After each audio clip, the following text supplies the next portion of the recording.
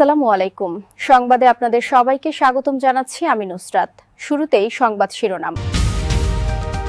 সেনাবাহিনীর গোপন সূত্রে জানা গেছে স্বরাষ্ট্র উপদেষ্টা পুলিশ, ফায়ার সার্ভিস, পাসপোর্ট, আনসারের পদোন্নতিতে তার বিরুদ্ধে বস্তায় বস্তায় টাকা ঘুষ নেয়ার অভিযোগ পাওয়া গেছে।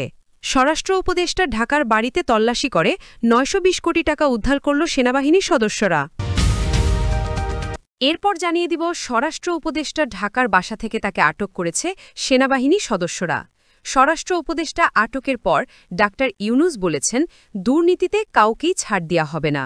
স্বরাষ্ট্র উপদেষ্টা লেফটেন্যান্ট জেনারেল মোহাম্মদ জাহাঙ্গীর আলম চৌধুরীকে বহিষ্কার করা হয়েছে। সর্বশেষ জানিয়ে দিব, দল রক্ষাতে শেখ হাসিনা ভিডিও কলে আওয়ামী লীগের দায়িত্ব তুলে দিচ্ছেন কার হাতে, জানা গেল চাঞ্চল্যকর তথ্য। এতক্ষণ শুনছিলেন সংবাদ শিরোনাম, এখন থাকছে বিস্তারিত।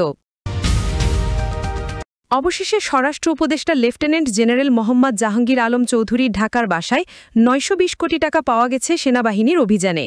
স্বরাষ্ট্র উপদেষ্টাকে আটক করেছে আইন শৃঙ্খলা রক্ষাকারী বাহিনীর সদস্যরা। প্রধান উপদেষ্টা ড ইউনুস এক বিবৃতিতে বলেন, ঢাকার বাসা থেকে লেফটেন্যান্ট জেনারেল মোহাম্মদ জাহাঙ্গীর আলম চৌধুরীকে তুলে নিয়ে গেছে সেনাবাহিনী। রাত ১০টা থেকেই স্বরাষ্ট্র উপদেষ্টার বাসভবন ঘিরে রেখেছিল আইন শৃঙ্খলা বাহিনী। বাংলাদেশের রাজনৈতিক অঙ্গন কাঁপিয়ে দেওয়া এক নজিরভিন্ন ঘটনায় গতরাতে স্বরাষ্ট্র উপদেষ্টার ঢাকার ব্যক্তিগত বাড়িতে ভয়ঙ্কর সেনা অভিযান চালানো হয়। আর সেই অভিযানে হাতে নাতে উদ্ধার হয় প্রায় ৯২০ কোটি ঘুষের টাকা উদ্ধার করল সেনাবাহিনী। পুরো জাতি এখন হতবাক। বিশ্বস্ত গোয়েন্দা তথ্যের ভিত্তিতে সেনাবাহিনী জানতে পারে স্বরাষ্ট্র উপদেষ্টা পুলিশ, ফায়ার সার্ভিস, পাসপোর্ট, আনসারের পদোন্নতিতে তার বিরুদ্ধে বস্তায় বস্তায় টাকা ঘুষ নেয়ার অভিযোগ পাওয়া গেছে। এই সূত্রের ভিত্তিতে সেনাবাহিনী স্বরাষ্ট্র উপদেষ্টা লেফটেন্যান্ট জেনারেল মোহাম্মদ জাহাঙ্গীর আলম চৌধুরীর বাড়িতে সেনাবাহিনীর একটি বিশেষ টাস্কফোর্স রাত ১০টার কিছু পর বাড়িটি ঘিরে ফেলে। চারপাশে মোতায়েন করা হয় সাজোয়াজান ও আধুনিক অস্ত্রে সজ্জিত কমান্ডো টিম। জাতীয় দুর্নীতি দমন সংস্থার নির্দেশে পরিচালিত এই যৌথ অভিযানে উপস্থিত ছিলেন সামরিক গোয়েন্দা সংস্থা এবং সেনাবাহিনী, র্যাব ও পুলিশের ঊর্ধ্বতন কর্মকর্তারাও। এলাকাবাসী প্রথমে ভেবেছিল হয়তো সন্ত্রাস বিরোধী কোনো অভিযান চলছে, কিন্তু ভোরের আলো ফুটতেই সবাই জানতে পারে অভিযানের লক্ষ্য ছিল স্বরাষ্ট্র উপদেষ্টার নিজস্ব বাড়ি। রাত ১০টা ১০ শুরু হওয়া এই অভিযান চলে প্রায় ৬ ঘণ্টাব্যাপী।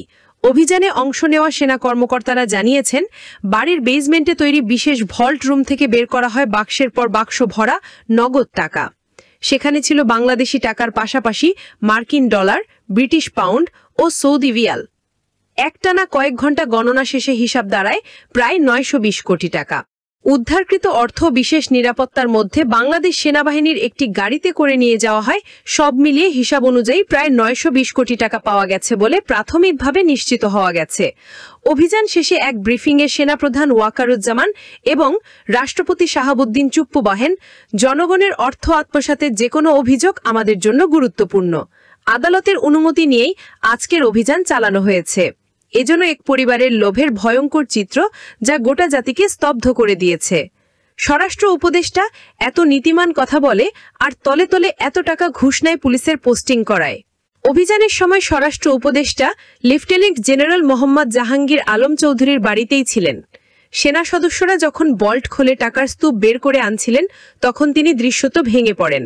পরে অসুস্থতার ভান করে মেডিকেল টিম ডাকার চেষ্টা করেন, কিন্তু সেনা কর্তৃপক্ষ স্পষ্ট জানিয়ে দিয়েছে এই অর্থের হিসাব স্বরাষ্ট্র উপদেষ্টাকে দিতে হবে। তার স্ত্রী ও পরিবারের কয়েকজন সদস্যকেও জিজ্ঞাসাবাদ করা হয়।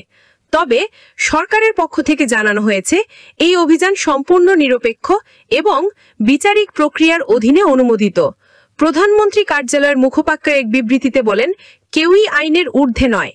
দুর্নীতির বিরুদ্ধে আমাদের জিরো টলারেন্স নীতির আওতায় যে কোনো ব্যক্তি যেই হোক তদন্তের মুখোমুখি হতে হবে।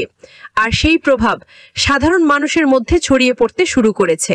ঠিক রাতের সময় আনুষ্ঠানিকভাবে ঘোষণা আসে, স্বরাষ্ট্র উপদেষ্টা লেফটেন্যান্ট জেনারেল মোহাম্মদ জাহাঙ্গীর আলম চৌধুরীকে স্বরাষ্ট্র উপদেষ্টা পদ থেকে বহিষ্কার করা হলো।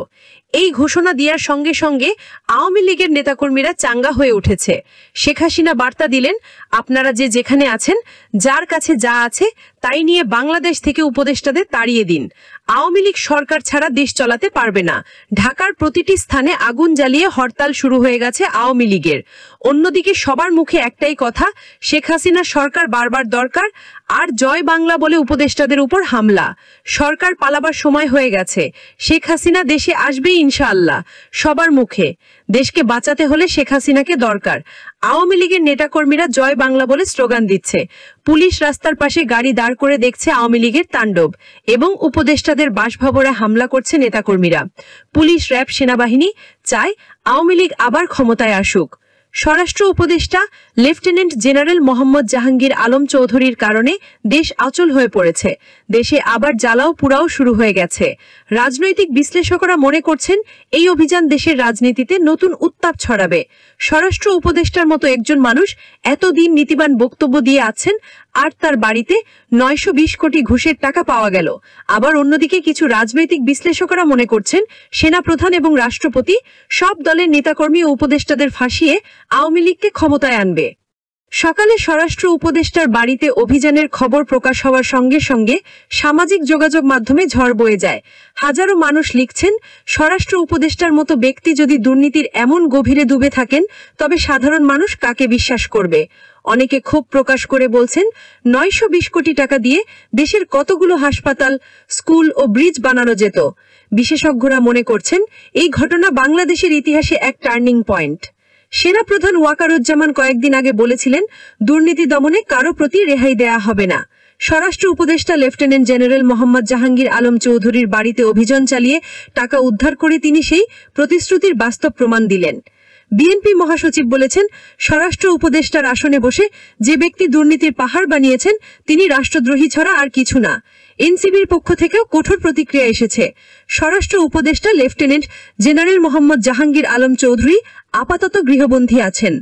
তবে তার বিরুদ্ধে আনুষ্ঠানিক মামলা হবে কিনা সেটাই এখন দেশের সবচেয়ে আলোচিত প্রশ্ন। সেনা সূত্র বলছে, উদ্ধার হওয়া অর্থের উৎস ও কোথায় পাঠানো হচ্ছিল তারও খোঁজ চলছে। সাধারণ মানুষের কণ্ঠে এখন একটাই সুর, দ্রুত বিচার চায়। তারা মনে করছে শুধু অর্থ উদ্ধারে থেমে গেলে চলবে না, এই ঘটনার সঙ্গে জড়িত সব ব্যক্তি ও গোষ্ঠীকে আইনের আওতায় আনতে হবে। বাংলাদেশের রাজনৈতিক ইতিহাসে এটা নিঃসন্দেহে এক কালো অধ্যায়। স্বরাষ্ট্র উপদেষ্টার বাড়ি থেকে 920 কোটি টাকা উদ্ধার মানে রাষ্ট্রীয় শীর্ষ আসনও দুর্নীতির দুষ্টচক্রে নিমজ্জিত। তবে একই সঙ্গে এই অভিযানও জাতিকে নতুন এক আশার আলো দেখিয়েছে। যত বড় ক্ষমতাবানই হোক, আইনের চোখ ফাঁকি দেওয়া আর সম্ভব নয়। আজকের এই ঘটনা প্রমাণ করে দিয়েছে, দুর্নীতির শেকড় যত গভীরই হোক, সেনাবাহিনী চাইলে তা উপড়ে ফেলতে পারে। এখন প্রশ্ন শুধু একটাই, এই পথ ধরে কি সত্যিকারের দুর্নীতিমুক্ত বাংলাদেশ গড়ে উঠবে?